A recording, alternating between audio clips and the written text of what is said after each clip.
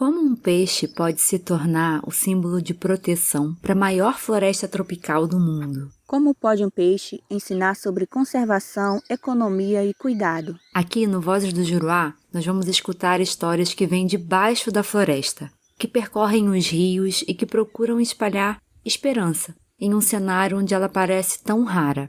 A gente te convida agora a mergulhar na história do manejo do pirarucu. As histórias que envolvem esse peixe partem de uma Amazônia muito pouco noticiada, e é por isso que queremos tanto amplificar essas vozes. São pessoas que trabalham sem parar pela floresta e por seus direitos, em um cantinho do mundo muito especial chamado Médio Juruá, que fica no estado do Amazonas.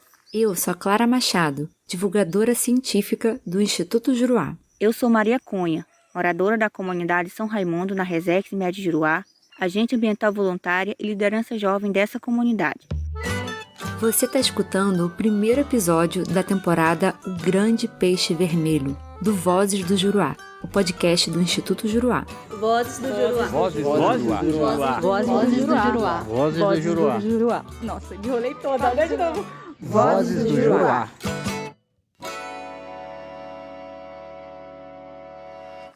A gente vai conhecer o Rio Juruá, um dos rios mais sinuosos do mundo, e as histórias escondidas nas curvas desse rio.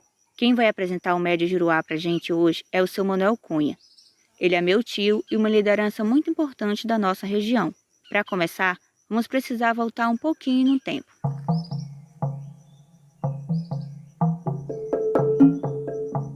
A história da Amazônia foi marcada pelos dois ciclos da borracha. Um que aconteceu no fim do século XIX e início do século XX, e outro em meados de 1940. Nesse ciclo econômico, o interior da Amazônia era tomado por seringais, onde patrões, que se diziam donos das terras, exploravam o trabalho das pessoas que moravam na região, ou que tinham migrado do Nordeste para lá, com a promessa de um futuro melhor. Essa história de exploração gerou consequências que são sentidas até hoje por quem mora e trabalha na floresta.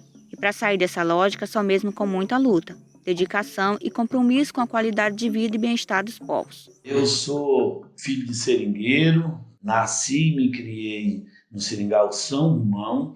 Seringais, eles eram formados por colocação. Esse é o seu Manuel Cunha. Alguém ali, quando estava abrindo aquele seringal, não sabe quantos anos atrás, acontecia um fato ali e aquela colocação levava aquele nome, né? Por exemplo, a nossa era mandioca, ninguém se sabe por quê, né? Colocação mandioca. Então, nasci e me criei ali, fiquei ali até 35 anos. Os seringais eram grandes áreas de floresta exploradas por patrões, que normalmente moravam em cidades grandes e deixavam gerentes no comando. A família deles não morava aqui, eles eram de Manaus, do Rio de Janeiro, né, das cidades grandes, né? Vinham em gerente para cá, né? Os trabalhadores que extraíam seringa moravam nas colocações com suas famílias, e elas eram bem afastadas umas das outras, propositalmente. Seu Manuel Cunha viveu essa época. Meu pai seringueiro, como profissão que a gente tinha para alimentar a família. No Médio Juruá inteiro foi muito difícil esse processo de escola, porque os patrões eles tinham um sistema de semi-escravidão e eles tinham muito medo da escola, porque eu não sabia naquela época porque eles tinham medo da escola, né? Eu lembro que meu pai, uma vez, foi num patrão nosso, disse: Mário, eu tenho 14 filhos e eu não queria que essa meninada toda se criasse analfabeto como eu. E o Mário respondeu para o meu pai: seu Joaquim, para cortar seringa não precisa saber ler e escrever. Pois é, aos 9 anos, Manuel Cunha já cortava seringa com o pai, junto com os outros irmãos homens, dentro desse sistema de escravidão dos patrões. Até que um patrão lá, vizinho de nós, não era do nosso seringal, conseguiu que a esposa dele fosse professora. Uma professora informal, não tinha escola, não tinha nada, né? Mas ela dava aula. E meu pai colocou 2 irmãs, que eu tinha, na época eu tenho, para estudar com esse objetivo delas aprenderem e depois ensinar nós em casa, porque eu e meus irmãos homens já tinham atividade de seringa com meu pai. E a professora, com pena dela, porque ela remava 1h30 de viagem por dia, portanto 3 horas por dia ela remava. 1h30 de remo para chegar no seringal vizinho e conseguir estudar. 2 dias da semana ela dava de forma de tarefa, para elas não remarem esse pedaço, né? E quando a gente chegava do mato, elas estavam fazendo a tarefa e a gente se misturava com elas. Eu acabei me alfabetizando junto com elas, né?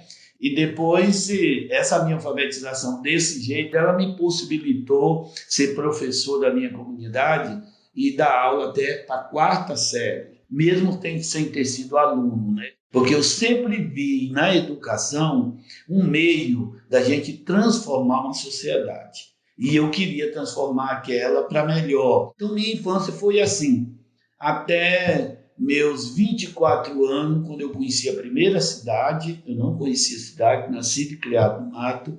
O meu registro de cidadão, por exemplo, meu registro de nascimento foi tirado com 26 anos de idade, né? E a partir daí eu comecei, através dessa parte da Igreja Católica, junto com o MEB, que também era uma instituição ligada à Igreja Católica, nós começamos esse processo de mobilização dos seringueiros para se transformar em comunidade, e a comunidade formada, com a força do coletivo, a gente começar a lutar pelos muitos poucos direitos nossos que era possível naquele tempo. Aqui, um parênteses importante.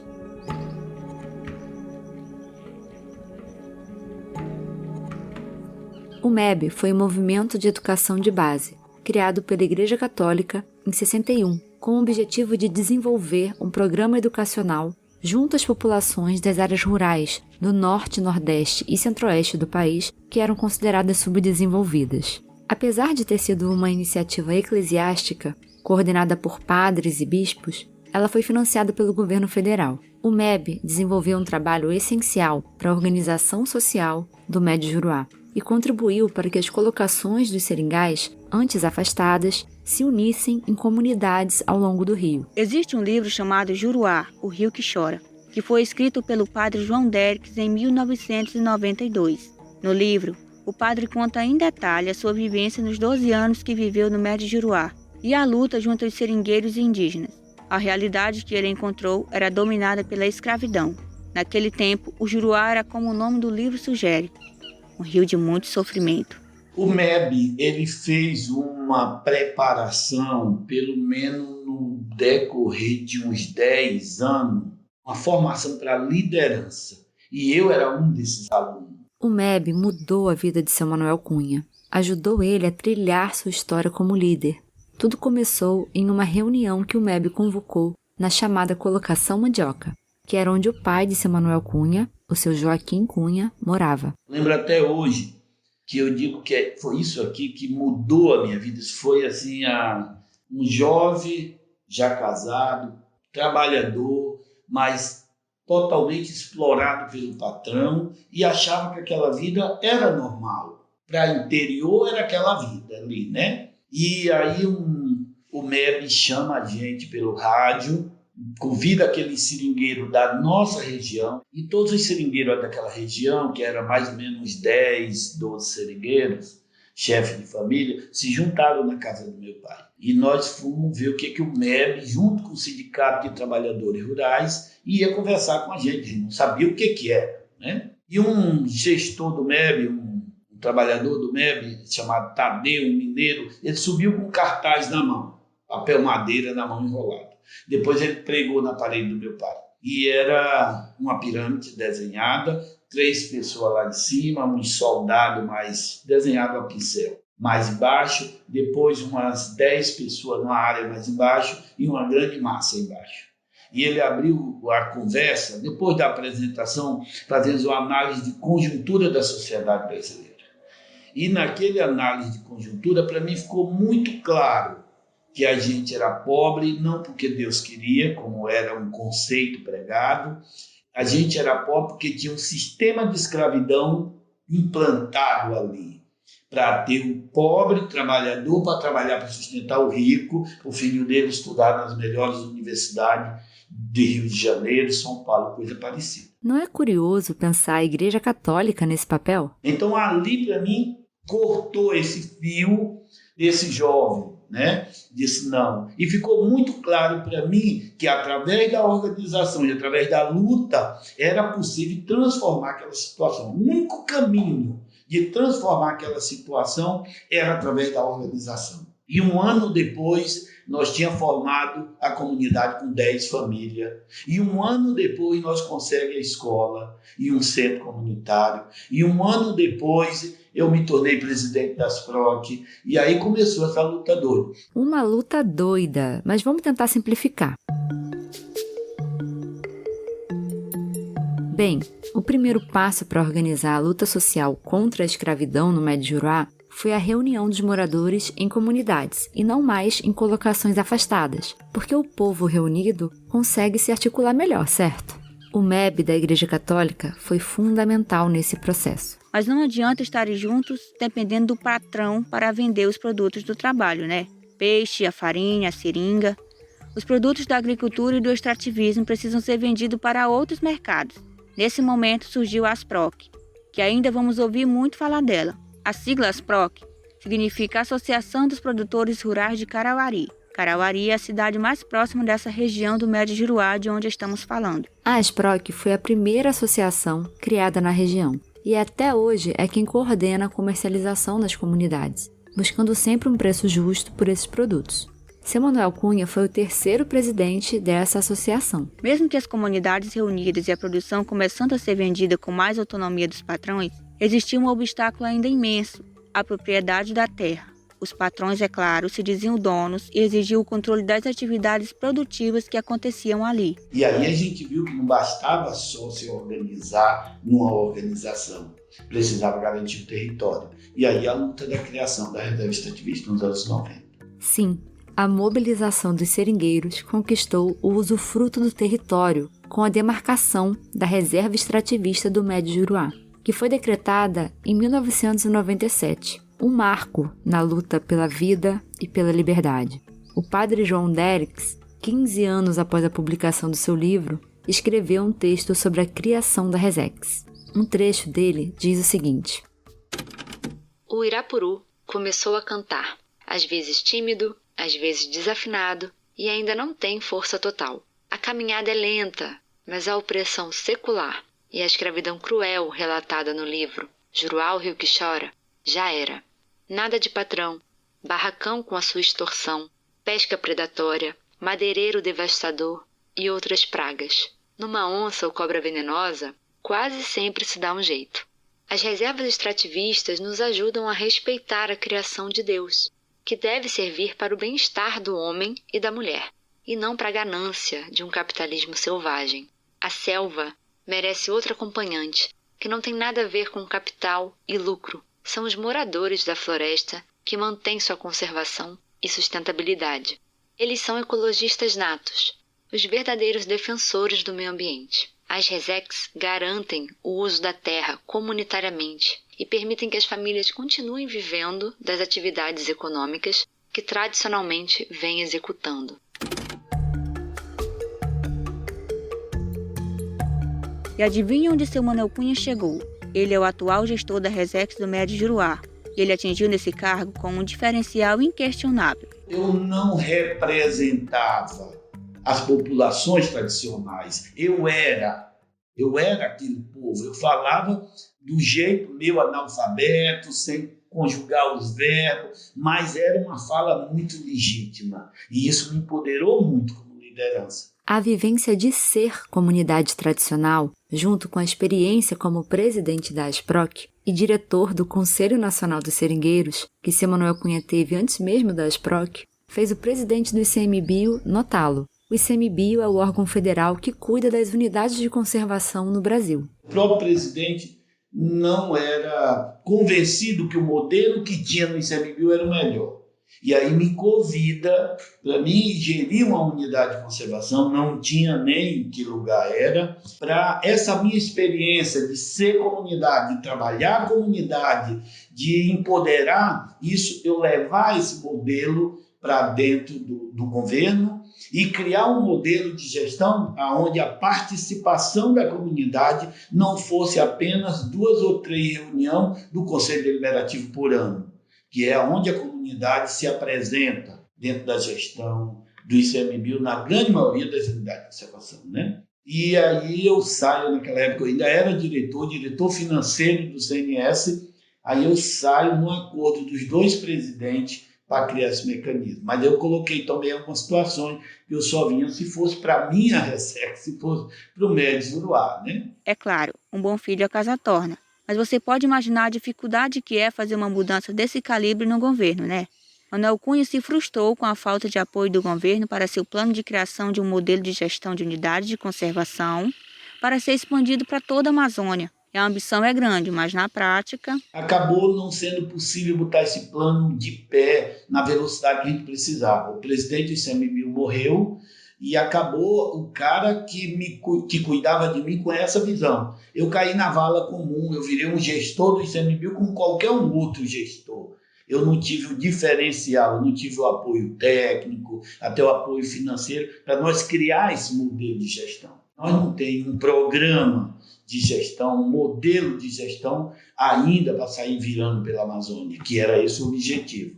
Infelizmente, perdi o presidente e os outros presidentes que vieram viam o Manuel Cunha como um gestor qualquer, e não como aquele caboclo que estava ali para desenvolver um modelo de gestão para as unidades começar a dar mais certo do que eu já estava dando. Mas sem pensar no que poderia ter acontecido e pensando no que aconteceu de fato, não há dúvida de que a diferença foi e está sendo feita. Isso já é um marco na vida dos ribeirinhos dessa região. Eu até acho que hoje a Troncos e a Barranco, pelo que o Médio Juruá é de organização, de modelo de desenvolvimento sustentável, eu acho que nós temos umas coisas aqui super legal que a gente faz, que empodera, que valoriza a comunidade, que serve muito para outras gestões.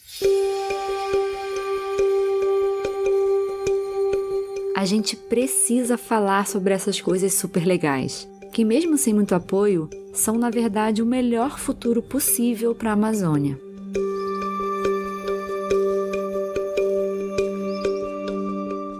Neste balaio de coisas super legais está o manejo do pirarucu, a atividade-chave de desenvolvimento do Médio Juruá, que a gente vai se debruçar ao longo dessa temporada toda. O manejo é coordenado pela Asproc, aquela primeira associação que foi criada para organizar a comercialização das comunidades, lembra?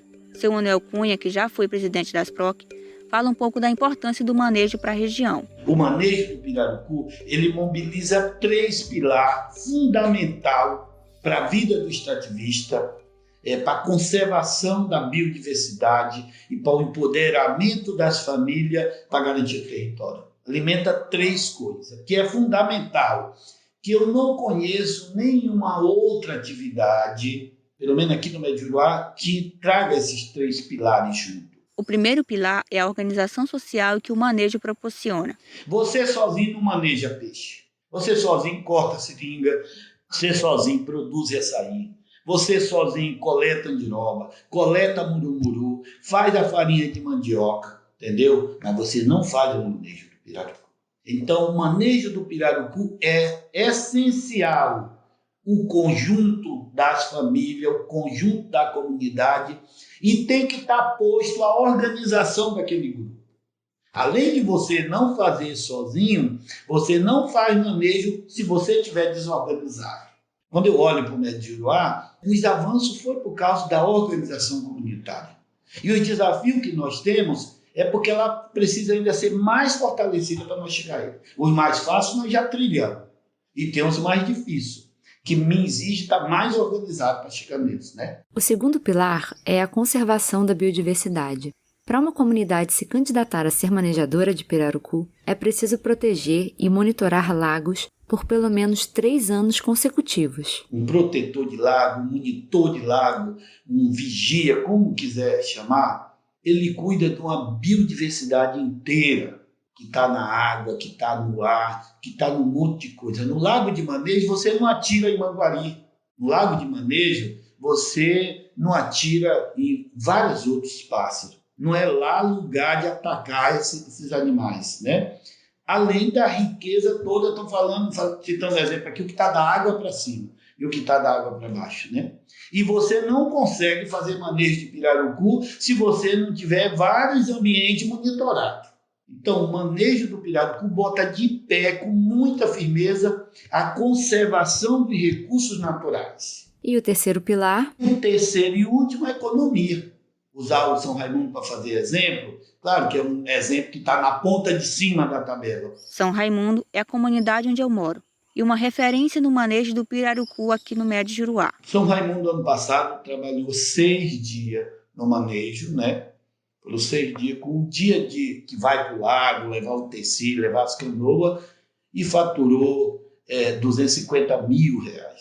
É uma comunidade com 38 famílias, 37 famílias participam. Foram uma semana, exatamente uma semana. E você vê que fazer uma conta dessa, fazer um acúmulo de recurso ganhado desse, você não consegue isso em atividade nenhuma. Em tão pouco tempo, você fazer uma economia tão grande.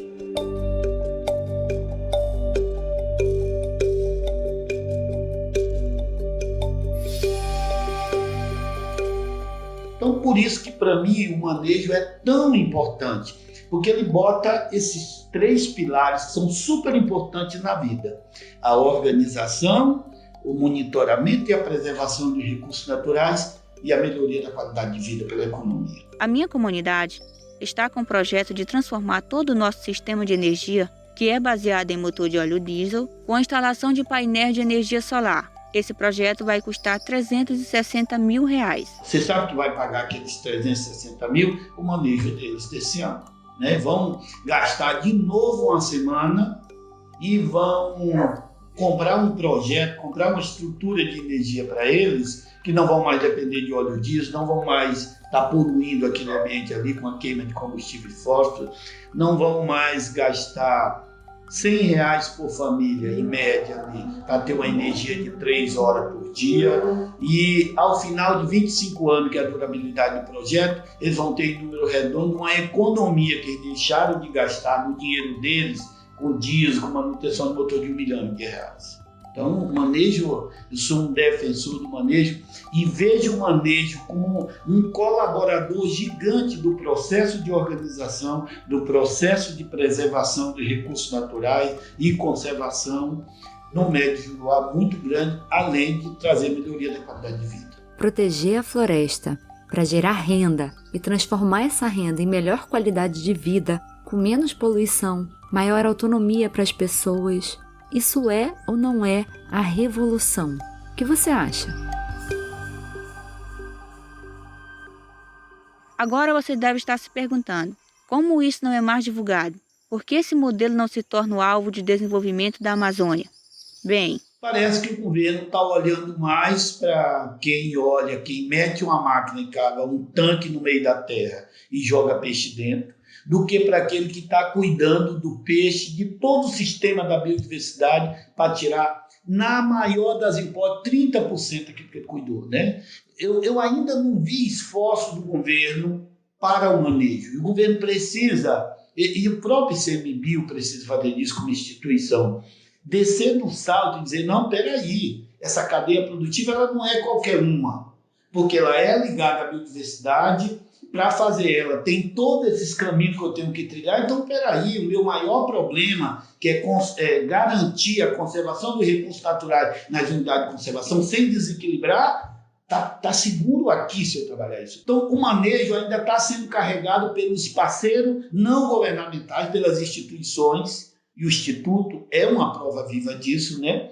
E pelas comunidades e pelas organizações de base. Não virou uma política pública de governo. Com apoio governamental, seria muito mais viável essa expansão do manejo do pirarucu para as outras áreas na Amazônia, assim como o desenvolvimento de métodos para manejar outras espécies. Pode ter uma voltinha a mais ali para manejar outra espécie, mas o grande mastro está feito, a grande direção está dada. Então, eu vejo no Médio Juruá, além da importância do manejo do pirarucu para o Médio Juruá em todos os aspectos, organizativo, produtivo, social e econômico, eu vejo que nós estamos com boas possibilidades de criar outros caminhos. Eu sempre costumo dizer assim, a família é algo mais sagrado que nós temos. E a família no vermelho, eu apelo para qualquer coisa.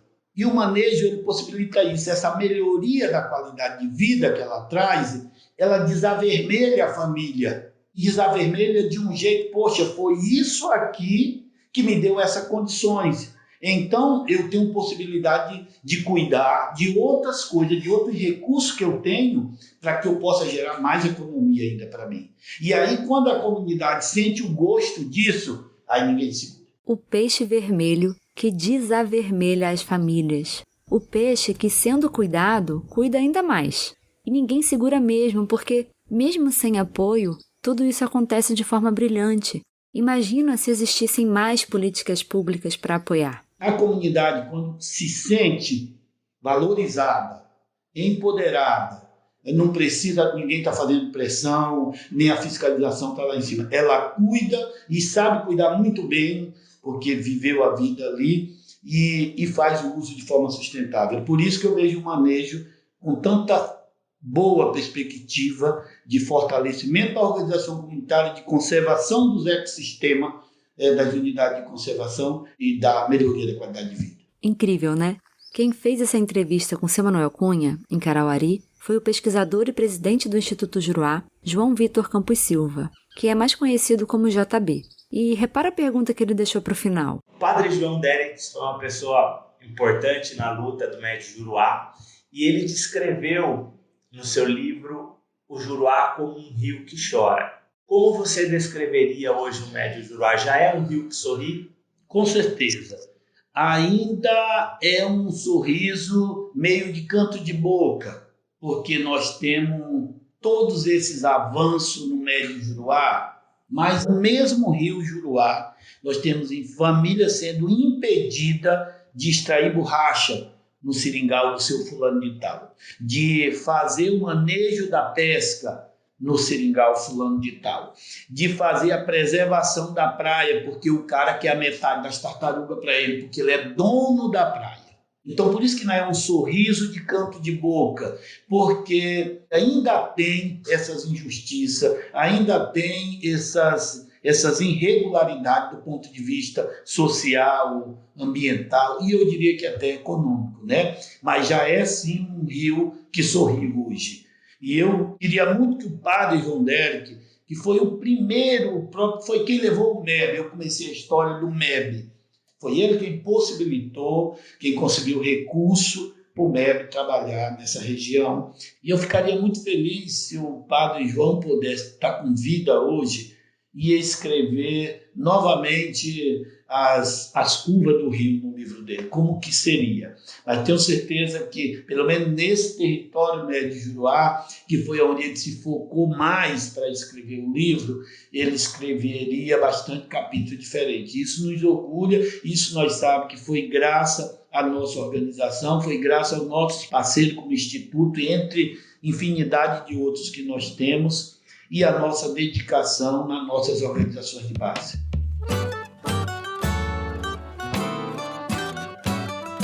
A luta pela Amazônia justa e viva é coletiva e linda de se ver e ouvir, né? Nós agradecemos demais a seu Manuel Cunha por esses relatos belíssimos. Agradecemos também ao JB pela entrevista. Quer falar, JB? Espero que o pessoal goste e aprenda muito com esse monte de experiência boa aí que a gente ouviu. Seu Manuel? Fico muito feliz de, tanto como gestor, como morador da Resex no Médio Juruá, de poder contar essas experiências para continuar mobilizando o Médio Juruá e servir também de espelho, de orientação, de experiência para outros companheiros na Amazônia fora. É isso. No próximo episódio, vamos escutar a incrível história de como o manejo do pirarucu foi idealizado e colocado em prática. Esse episódio foi roteirizado por mim, Clara Machado, com a colaboração de Maria Cunha. Nós duas também narramos o episódio. A entrevista foi feita por João Vitor Campos Silva, que também é o autor da música tema do podcast. A edição é de Luan Alencar. Acesse o site institutojuruá.org.br para conhecer melhor o nosso trabalho. E nas redes sociais, busque por @Instituto Juruá. Nos vemos no próximo episódio com mais vozes do Juruá. Até lá! Eu sou um cabra de sorte de morar no Juruá, porque tudo que eu preciso a natureza dá. Eu sou um cabra de sorte de morar no Juruá, porque tudo que eu preciso a natureza dá.